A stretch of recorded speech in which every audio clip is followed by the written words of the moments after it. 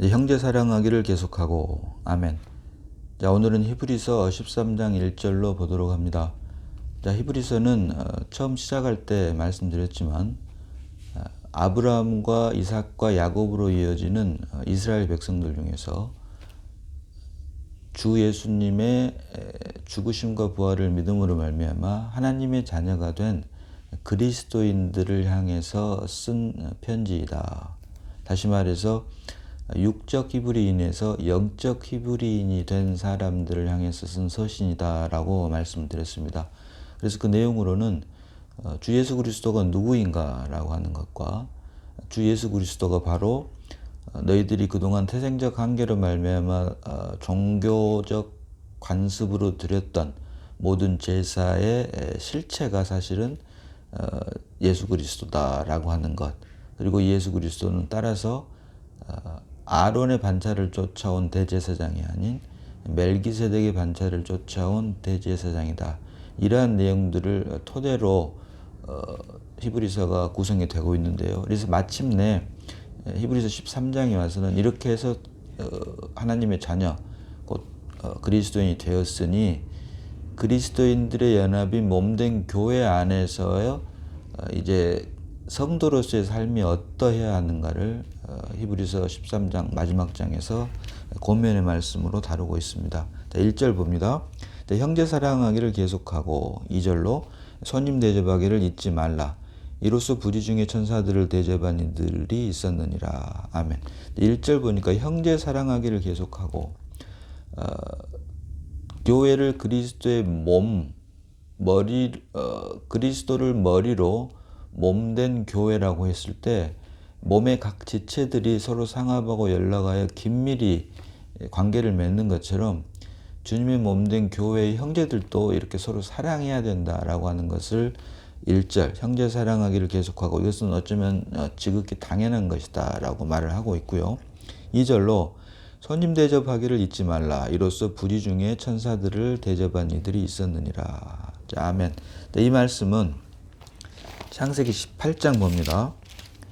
창세기 18장 보면은 아브라함이 하나님의 사람 셋을 영접하는 장면이 나오고, 창세기 19장 보면은 롯이 두 천사를 영접하는 장면이 이렇게 나옵니다. 아브라함이 하나님의 사람 셋을 영접할 때는 18장 1절 봅니다. 창세기 여호와께서 마므레 상수리 나무들이 있는 곳에서 아브라함에게 나타나시니라. 날이 뜨거울 때 그가 장막문에 앉았다가 2절로 눈을 들어본즉 사람 셋이 맞은편에 서 있느니라. 이렇게 사람 셋을 맞이하는데 그 시간은 날이 뜨거울 때, 개관글에는 오정즈음에라고 나오고 그 장소는 장막문이다. 장막문이다. 자, 19장 봅니다. 창세기 19장. 19장에서는 롯이 두 천사를 영접하는 장면이 나오는데 19장 1절 보니까 저녁 때 두 천사가 소돔에 이르니 마침 롯이 소돔 성문에 앉아 있다가 그들을 보고 일어나 영접하고 땅에 엎드려 절하며. 자, 이렇게 19장 창세기 19장에는 롯이 두 천사를 맞이하는 장면이 나옵니다. 자, 그런데 여기서 차이점은 아브라함이 영접할 때와 롯이 영접할 때의 차이점은 첫 번째로 시간은 아브라함이 영접할 때는 오정즈음에입니다. 오정즈음에. 곧 해가 가장 높이 떴을 때이고 롯이 영접할 때는 저녁 때, 해가 이제 다 떨어져서 없을 때라고 하는 것입니다. 여기에서 우리가 영적 의미를 찾아볼 수가 있습니다. 해가 가장 높이 떴을 때 아브라함은 영접을 했고 롯은 해가 다 떨어졌을 때 영접을 했다라고 하는 것. 그리고 또 하나는 시간 다음에 장소입니다. 장소가 아브라함은 장막문에서 영접을 했고 장막문에서 영접을 했고 롯은 소돔 성문에서 영접을 했다. 장막문은 말 그대로 텐트. 하나님께서 우리로 하여금 장막을 쳐서 우리 안에 들어오신다라고 하는 것, 영적 의미와, 자, 소돔 성문은 사람들의 인위적인 노력과 열심으로 만들어진 크고 단단한 성을 말을 합니다. 그래서 장막문에서 영접을 하는 것과 소돔 성문에서 영접하는 것의 영적 의미를 우리가 깊이 묵상해 볼 필요가 있다.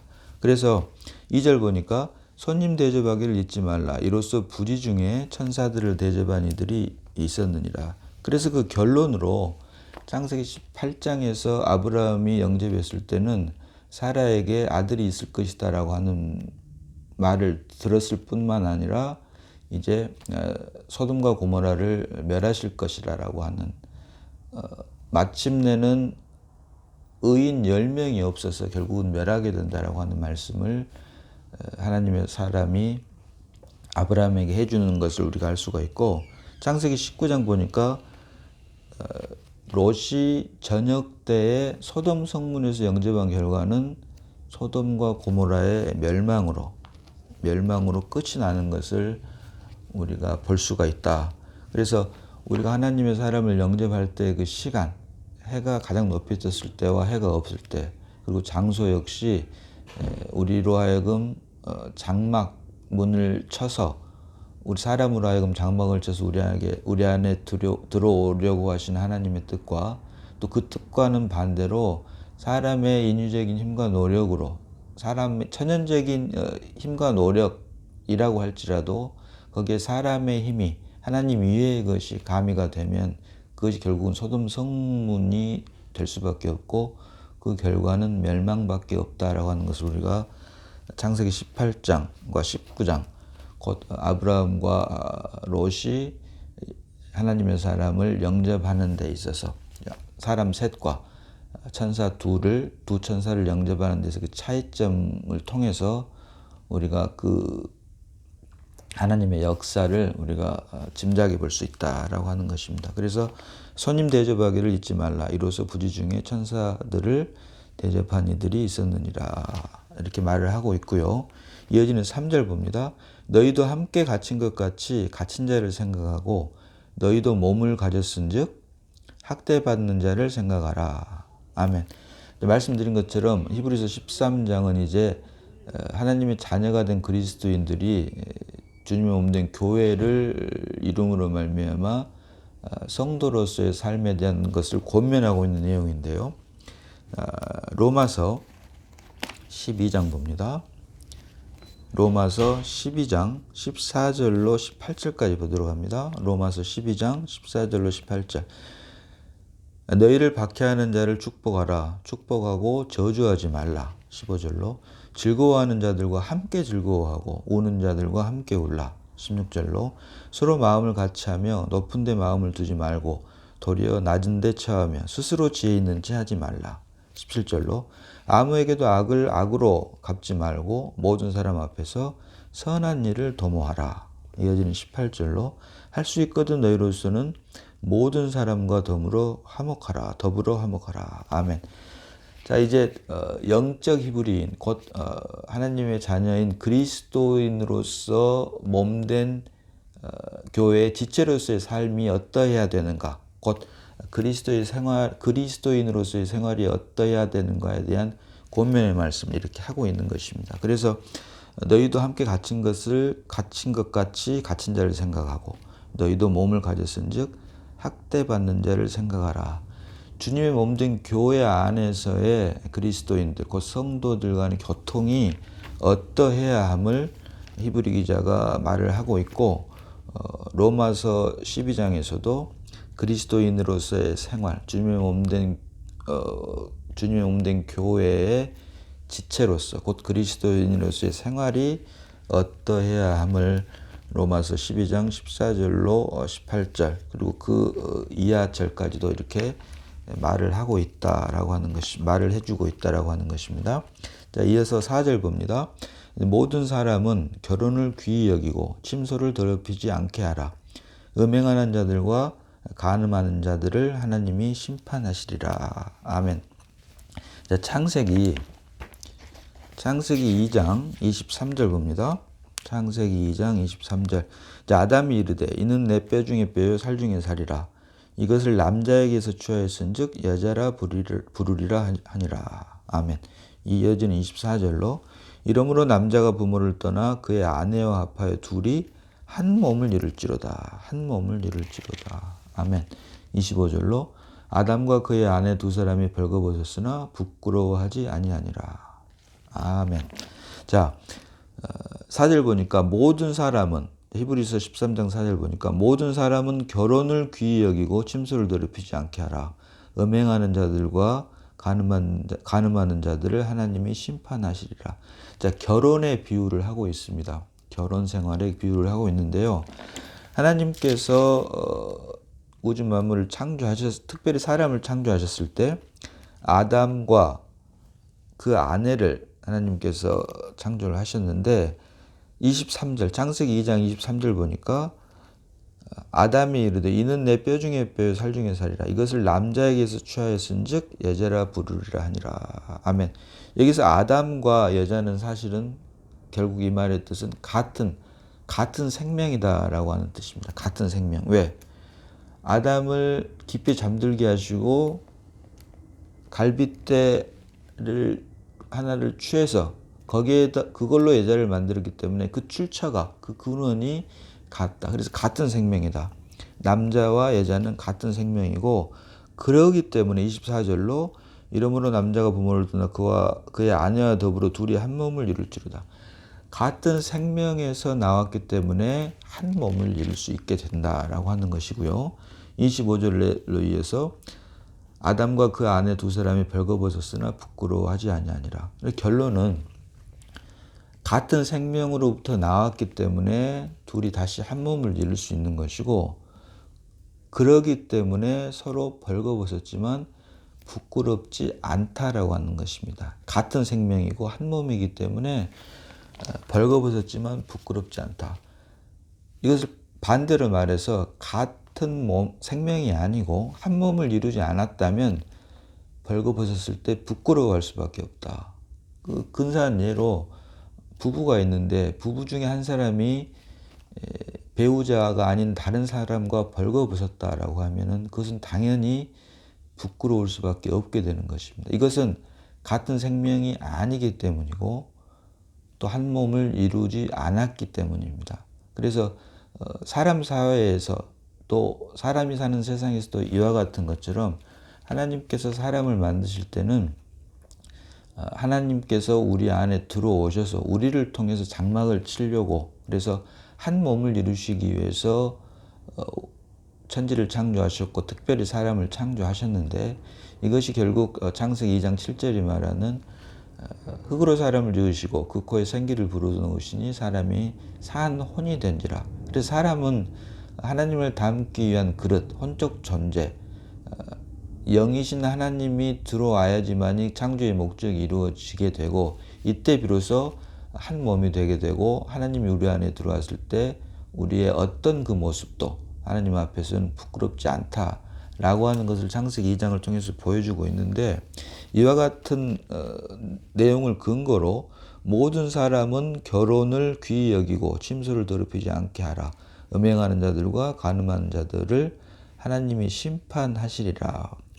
하나님과 사람과의 관계, 특별히 주님의 몸된 교회가 된 그리스도인들을 향해서 결혼을 예로 우리에게 권면의 말씀을 하고 있다.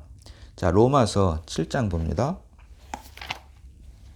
로마서 7장 1절로 3절 봅니다. 자, 형제들아, 내가 법 아는 자들에게 말하노니 너희는 그 법이 사람이 살 동안만 그를 주관하는 줄 알지 못하느냐. 2절로 남편 있는 여인이 그 남편 생전에는 법으로 그에게 매인바 되나 만일 그 남편이 죽으면 남편의 법에서 벗어나느니라. 아멘.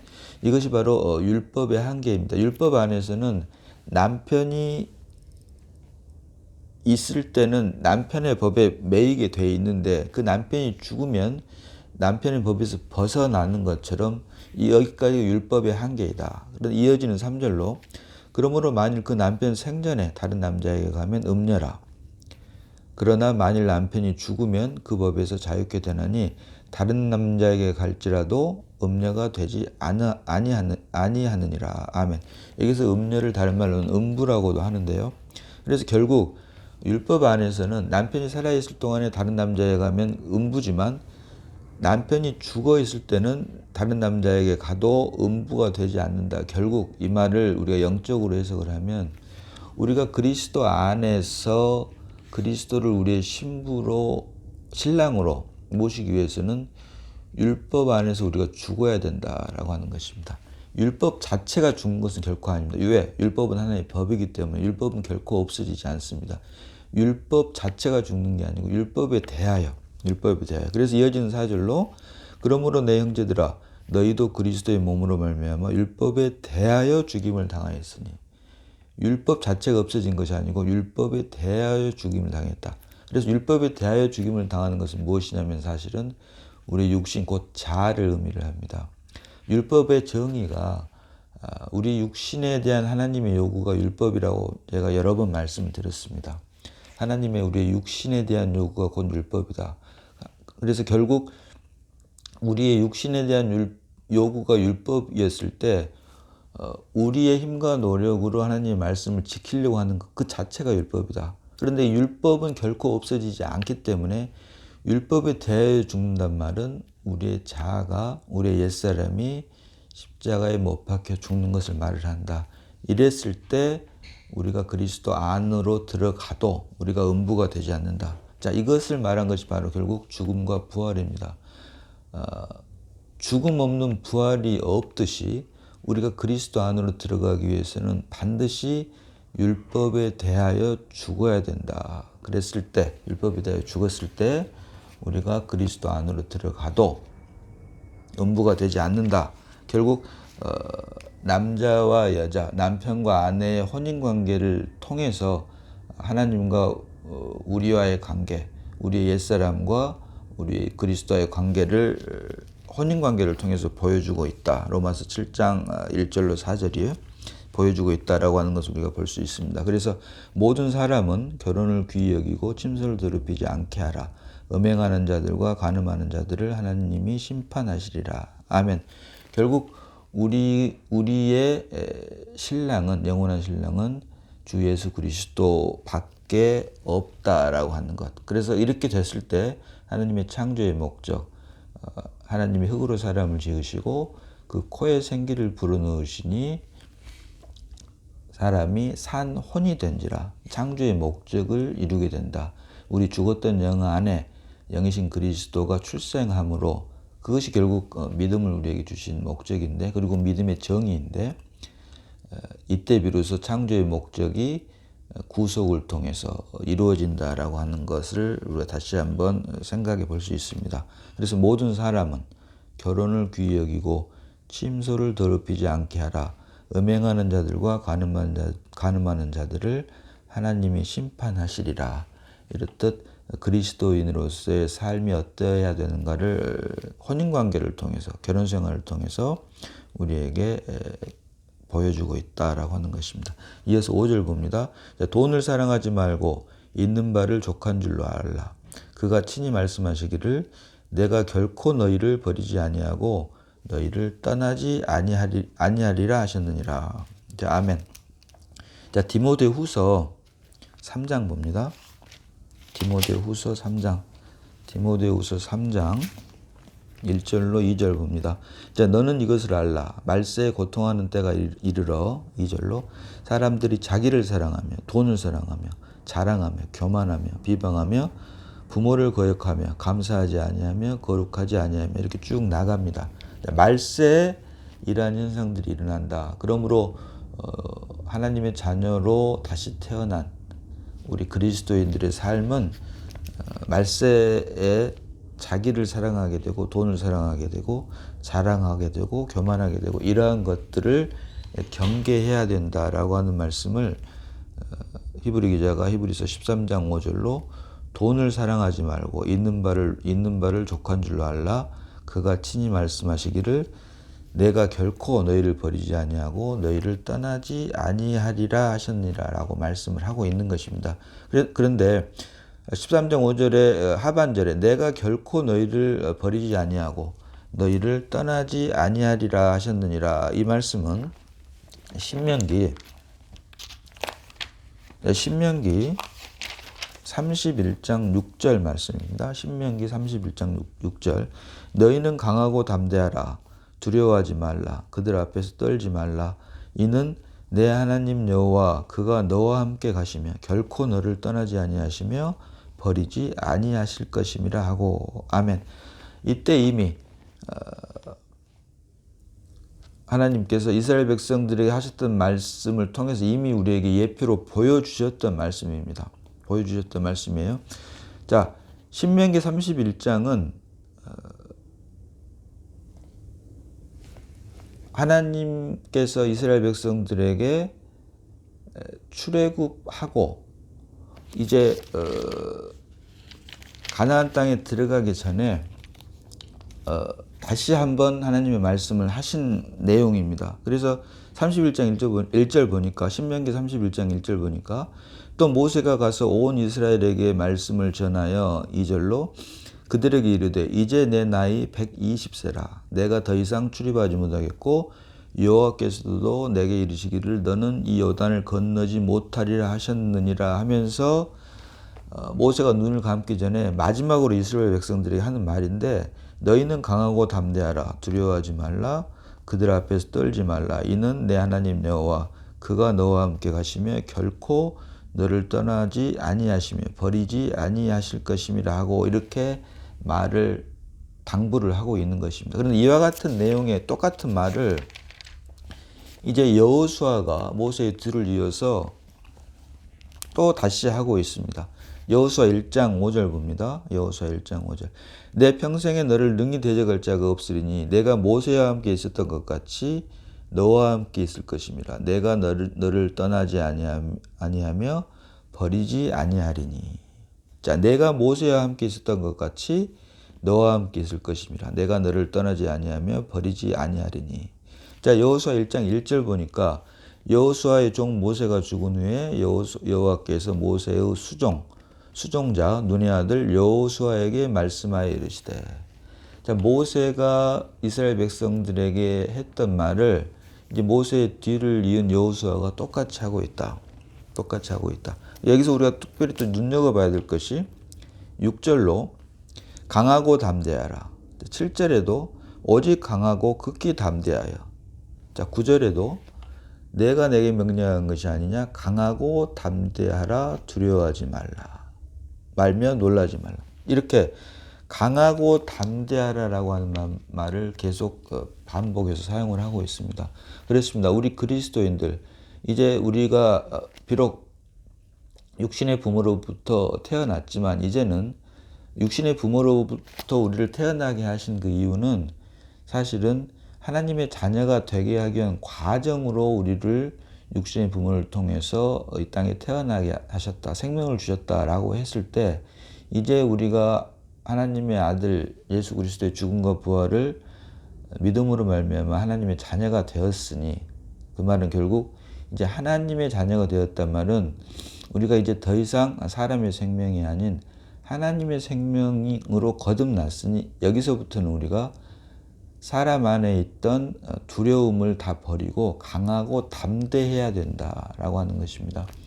이제 아담이 하나님의 말씀을 불순종해서 나무 사이에 숨었을 때 첫 번째, 하나님의 말씀을 불순종했을 때 첫 번째 했던 것이 바로 무서워하여 두려워서 숨었나이다. 두려움입니다. 두려움. 하나님의 말씀을 불순종한 첫 번째 그 결과가 두려움으로 역사를 했던 것처럼, 또 이것을 반증하는 것이 주님께서 부활하셔서 제자들 앞에 나타났을 때 첫 번째 하신 말씀이 두려움에 반대되는 평안입니다. 평안. 그래서 하나님의 자녀가 되면 첫 번째가 바로 평안, in peace입니다. peace, 평안. 그래서 강하고 담대하라, 이 말은 결국 우리가 우리의 힘과 노력으로 강하고 담대하라는 게 아니라 우리가 그리스도 안에 있는 평안으로 말미암아 강하고 담대할 수밖에 없다라고 하는 것을 우리가 혼돈해서는 안 될 것이다, 안 된다라고 하는 것입니다. 그래서 그러므로 우리가 내가 결코 너희를 13장 5절 하반절에 내가 결코 너희를 버리지 아니하고 너희를 떠나지 아니하리라 하셨느니라 라고 말을 하고 있는 것입니다. 그래서 강하고 담대하라, 이 말은 우리가 그리스도 예수 안에 있기 때문에 그리스도께서 우리에게 주시는 평안으로 말미암아 강하고 담대할 수밖에 없다. 우리의 힘과 노력으로 강하고 담대하는 것이 결코 아니다. 그것을 우리가 반드시 분별할 수 있어야 됩니다. 자, 이어서 6절 봅니다. 그러므로 우리는 담대히 말하되 주는 나를 돕는 이시니 내가 무서워하지 아니하겠노라. 사람이 내게 어찌하리요 하노라. 아멘. 자, 시편 118편 6절 봅니다. 시편 118편 6절. 여호와는 내 편이시라. 여호와는 내 편이시라. 내가 두려워하지 아니하리니 사람이 내게 어찌할까. 아멘. 자, 구약에 있는 모든 역사들은 사실은 예표다라고 말씀을 드렸습니다. 구약에서 하나님의 역사는 비록 성령의 역사마저도 외적 역사입니다. 그러나 신약에 와서는 이제 믿음의 정의, 믿음은 바라는 것들의 실체화요. 우리의 죽었던 영 안에 영이신 그리스도가 출생함으로 인해 우리가 하나님의 자녀가 됐다. 이 말은 우리의 생명 자체가 사람의 생명에서 하나님의 생명으로 바뀐 생명이다. 바뀐 생명이다. 그래서 이미 바뀌었기 때문에 그것을 바뀐 생명, 곧 좁은 문으로 들어가라. 생명으로 인도하는 문은 길은 생명으로 인도하는 문은 좁고 그 길이 협착하다. 결국 우리가 그리스도 안으로 들어갔기 때문에 좁은 문으로 들어갔기 때문에 그 길이 생명으로 인도하는 문이기 때문에 생명으로 들어가는 인도하는 문으로 들어갔기 때문에 그 길이 자연스럽게 좁고 협착하다. 우리가 좁고 협착한 길을 걸었기 때문에 좁은 문이 나오는 게 아닌 우리의 생명이 이미 사람의 생명에서 하나님의 생명으로 바뀌었기 때문에 몇 번 말씀드렸습니다만 사람의 생각으로는 길이 먼저고 문이 나중이지만 성경은 문이 먼저고 길이 나중이다. 이 말은 결국 생명이 먼저고 삶이 그 나중이다. 그래서 생활은 생명의 어떠함으로 말미암아 자연스럽게 표현되고 나타날 수밖에 없다. 그런데 종교가 되어버린 기독교에서는 우리가 열심으로 좁고 협착한 길을 가면 생명으로 인도하는 문으로 들어갈 것처럼 가르치고 있으니 또 그것을 배우고 익히고 있으니 이것이 종교적 한계에서 벗어나지 못하고 있다. 그러나 하나님께서 성경을 통해서 우리에게 주시는 말씀은 우리가 값없이 은혜로 주 예수 그리스도의 보혈로 말미암아 다 이루었다. 그것을 믿음으로 인해 우리가 하나님의 자녀가 되었기 때문에 사람의 생명에서 하나님의 생명이 되었기 때문에 자연스럽게 그 길이 좁고 협착할 수밖에 없는데 이것을 바로 구별이라고 하고 이것을 다른 말로 경건의 삶이다라고 우리가 한다라고 말씀을 드렸습니다. 그래서 주는 나를 돕는 이시니 내가 무서워하지 아니하겠노라. 사람이 내게 어찌하리요. 구약을 통해서는 우리를 도왔지만 이제 밖에서 우리를 도왔지만 신약에 와서는 이제 우리 안에서 우리의 새 생명 되신 그리스도가 나를 주장해 가는 것입니다. 단순히 돕는 차원이 아닌 우리 안에서 우리를 대신해서 살기 때문에 주는 나를 돕는 이시니 내가 무서워하지 아니하겠노라. 사람이 내게 어찌하리요. 사람의 힘으로서는 우리 안에 출생한 그리스도를 그 어떤 것도 막을 수 없다. 결국 외적인 구약에서는 외적 역사로 말미암아 예표로 이것을 보여주었다면 신약에 와서는 내적 역사 곧 생명의 역사로 말미암아 하나님께서 영원히 우리와 함께 하신다라고 하는 것을 말을 하고 있는 것입니다. 오늘은 여기까지 보도록 합니다. 기도합니다. 네, 아버지 하나님 은혜를 감사합니다. 아버지 말씀을 묵상했습니다. 주 예수 그리스도의 죽음과 부활을 믿음으로 말미암아 하나님의 자녀가 되고 주님의 몸된 교회의 지체가 된 그리스도인으로서의 삶이 어떠해야 함을 권면해 주는 말씀을 통해서 우리가 다시 한번 하나님의 깊은 은혜를 깨닫고 주님 오시는 그날까지 나는 죽고 오직 그리스도만 살아내는 우리가 다 되게 해주심을 감사를 드립니다. 우리를 구원하신 예수님 이름으로 기도드리옵나이다. 아멘.